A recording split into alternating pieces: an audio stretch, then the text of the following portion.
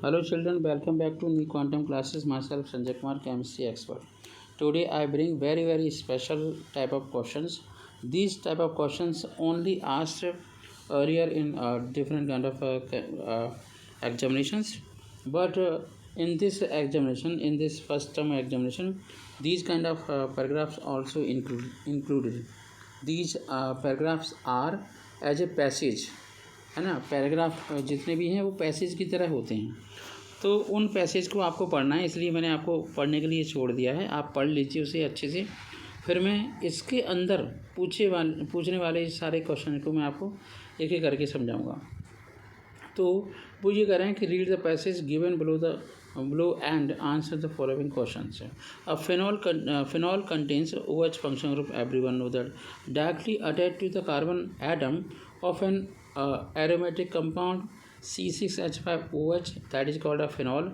In a phenol, OH group is attached to sp2 hybridized carbon atom of an aromatic ring. ठीक है। अब इसका मतलब ये हुआ कि फिनॉल में जो OH फंक्शन ग्रुप है वो sp2 हाइब्रिडाइज है। आगे आप तेज़ी से पढ़ते जाओ, मैं भी कोशिश कर रहा हूँ। The carbon oxygen bond length 136 picometre की होती है इन अ फिनॉल, तो slightly less than that in a methanol. मतलब मैथेनॉल में थोड़ी सी बड़ी होती है पिकोमीटर। बॉन्ड लेंथ का मतलब होता है एक एटम से दूसरे एटम के बीच में जो शेयरिंग इलेक्ट्रॉन होते हैं वो बॉन्ड लेंथ को एक्सटेंड करते हैं, है ना। This is due to partial double bond character on account of a conjugation of unshared electron pair of a oxygen with the aromatic ring. इसका मतलब क्या है, इतने ही सेंटेंस का मैं मतलब आपको समझा दूं कि जो आपकी बेंजीन की रिंग है, ठीक है, इस बेंजीन रिंग के साथ जब ऑक्सीजन आपका जुड़ा हुआ है फिनॉल का हाइड्रोजन, तो ये तो आपका sp3 हाइड्राइड कार्बन है और यहाँ पे sp2 है, तो ये इसके लोन पर जो हैं तो इसके प्लेन में आ जाते हैं, जिसकी वजह से होता क्या है कि जो आपके ऑक्सीजन की इलेक्ट्रॉन थे वो बॉन्ड में जाने के बाद बेंजीन के साथ एक लोन पेयर बॉन्डिंग क्रिएट कर देता है, और यहाँ पे है ना एक लोन पेयर यहाँ रह जाता है, एक यहाँ पे रह जाता है बॉन्ड ऑक्सीजन के पास पॉजिटिव चार्ज, तो ये डबल बॉन्ड क्रिएट कर देता है। ऐसा मैथेनॉल, एथेनॉल, प्रोपेनॉल, ब्यूटेनॉल में बिल्कुल भी नहीं होता। अगले पैराग्राफ पे कंसंट्रेट करते हैं। Can be prepare by various means और a method. Some important methods are alkali fusion of sulphonates, hydrolysis of diazonium chloride, diazonium salt या diazonium chloride, and decarboxylation of salicylic acid. Decarboxylation of salicylic acid में आपने बताया था कि जैसे आपका COOH और पे OH होता है, ठीक है, इसे हम NaOH से रिएक्शन करवाते हैं, किसके साथ, NaOH से, तो सोडियम सैलिसिलेट बनता है। यही sodium salicylate CaO soda lime, है ना, सोडा लाइम के साथ रिएक्शन करके आपका फिनॉल बनाता है। क्या बनाता है, फिनॉल।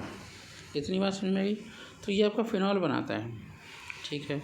चलिए एक और मैटर देखते हैं। Benzene is sulfonated with oleum and benzene sulfonic acid so formed is converted to sodium phenoxide on heating with molten sodium hydroxide. Acidification of the sodium salt gives phenol. Diazonium salt are also hydrolyzed. अब यहाँ पर phenol के बनाने के बहुत सारे methods बताए गए हैं, जैसा कि हमने अर्लियर आपके वीडियोस में किया था। अब हमारा कंसंट्रेशन ये था कि आपको ये पैराग्राफ पढ़वा दें और आप इसे अच्छे से पढ़ लें, इसलिए इस टाइप के क्वेश्चन में एक्सप्लेनेशन में थोड़ा सा टाइम लगेगा। अब हम क्वेश्चन नंबर 63 के फर्स्ट क्वेश्चन को पढ़ते हैं। वो कह रहे हैं कि which of the following hydrocarbon is used for world wide production of phenol. तो उन्होंने कहा, इसका मतलब ये हुआ कि आप कौन से ऐसे कंपाउंड का यूटिलाइजेशन कर रहे हैं, है ना, जिससे आप फिनॉल बना रहे हैं, तो उसके लिए हम क्यूमिन यूज करते हैं। क्यूमिन का मतलब होता है कि जो आपकी एल्केन होती है, मतलब प्रोपेन होता है, उसके प्रोपेन के दूसरे वाले कार्बन पे आपका जुड़ा होता है।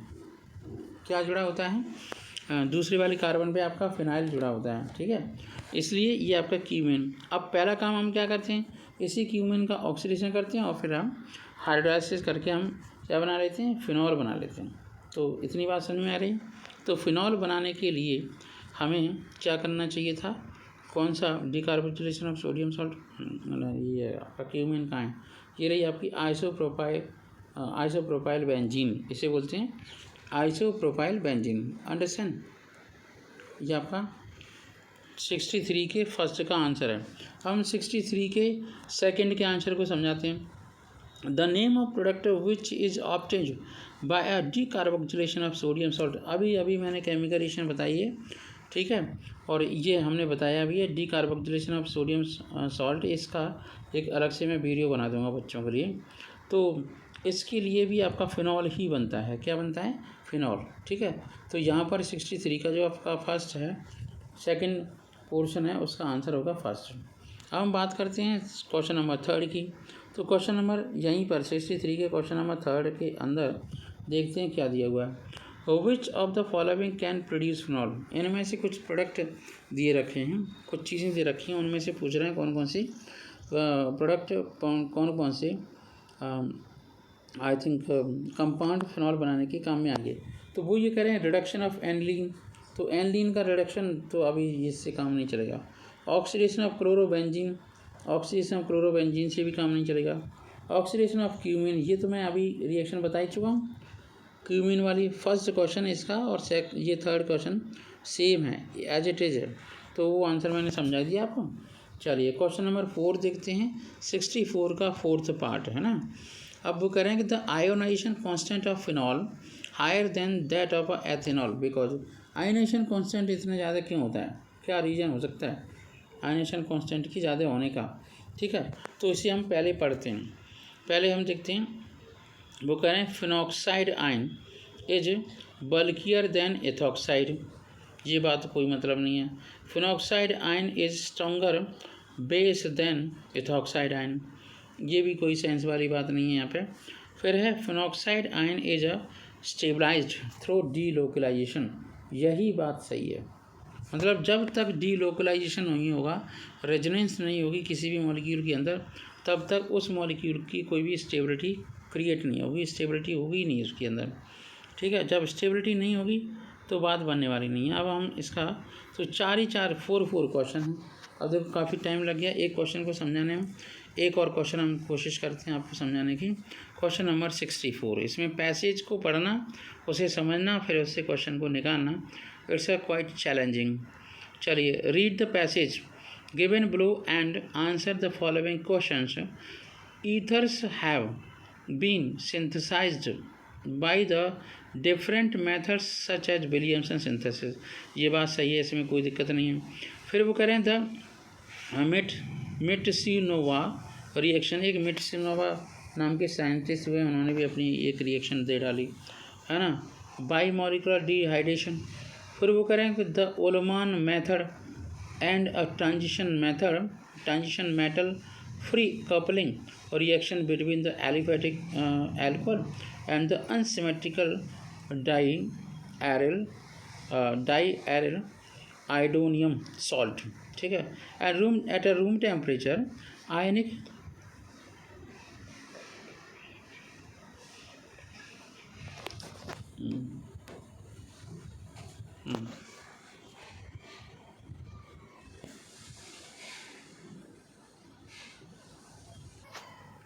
तो इस और एक और बात है कि इस वीडियो के डिस्क्रिप्शन में जितनी भी केमिकल रिएक्शन बताई गई हैं उनके बारे में हम थोड़ा सा डिस्कशन कर लेंगे, ठीक है।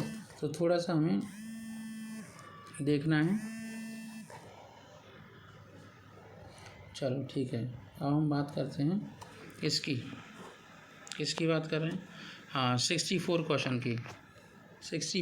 की। तो read the passage given below, जो नीचे पैसेज दिया गया है उसे आप पढ़िए। आप पढ़ेंगे तो वो कहेंगे कि ईथर्स द फॉलोइंग क्वेश्चंस। अभी ईथर के बारे में पूरी कहानी बताई है, मैंने अभी समझा भी दिया आपको। तो ये ईथर को करने का एक तरीका है।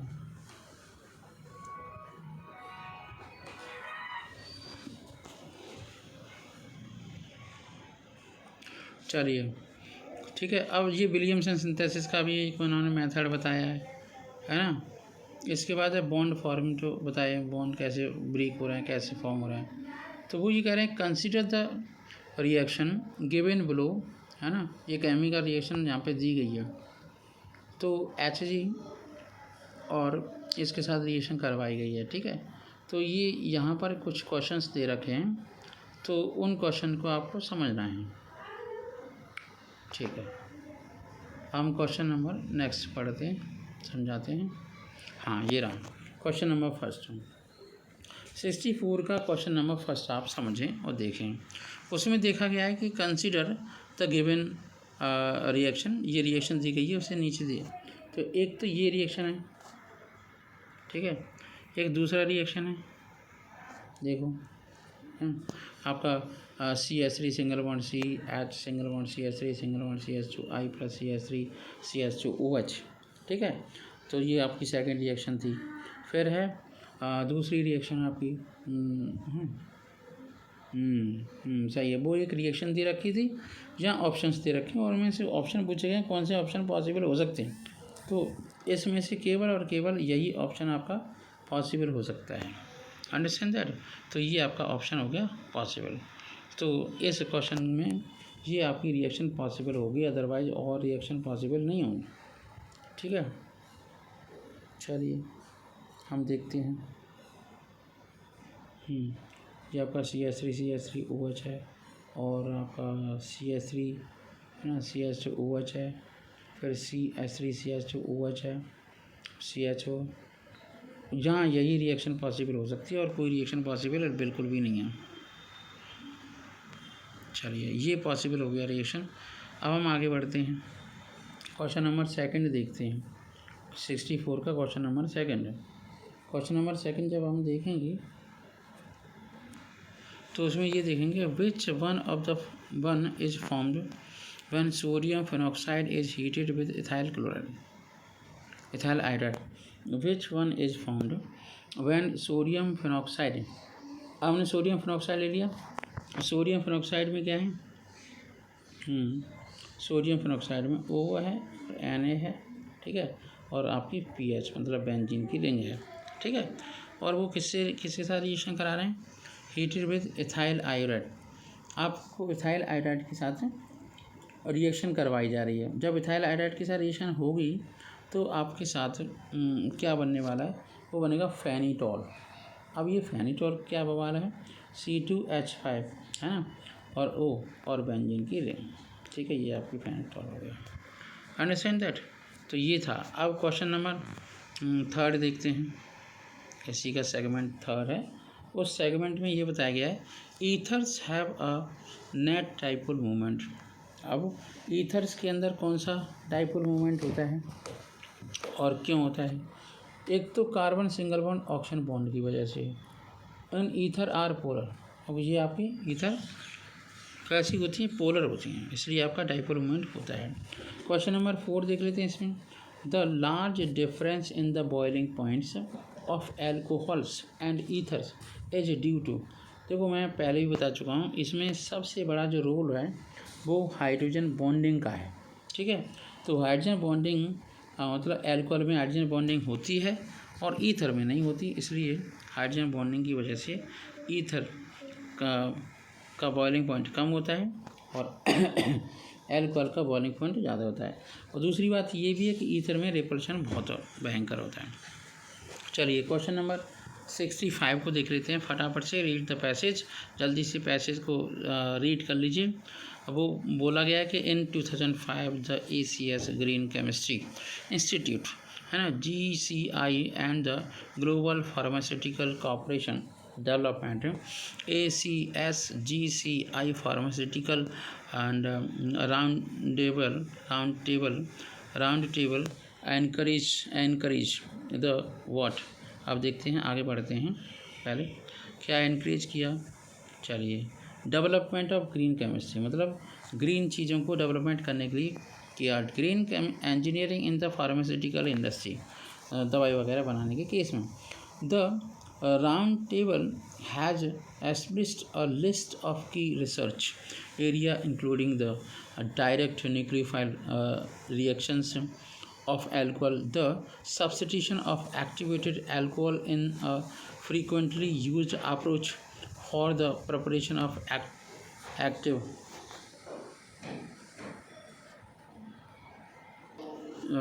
इस पैराग्राफ को मैंने आपको पढ़ने के लिए दे दिया है, आप इसका स्क्रीनशॉट ले लें, एक बार पढ़ लें। इसके क्वेश्चन एक बार फिर मैं बता दूं कि इसके क्वेश्चंस एसेशंस रीजन्स के हैं। तो नेक्स्ट वीडियो में मैं क्वेश्चन नंबर 65 के एसेशन रीजन को एक्सप्लेन करूंगा। तब तक के लिए गुड बाय। और once I would like to welcome you in quantum classes and I would like to tell you that you have to just do hard work and improve your skill and try to learn read in a smaller time. Also like my channel, subscribe my channel, as well as you have to share this video to your friends. Thank you so much. Have a nice day. Best of luck.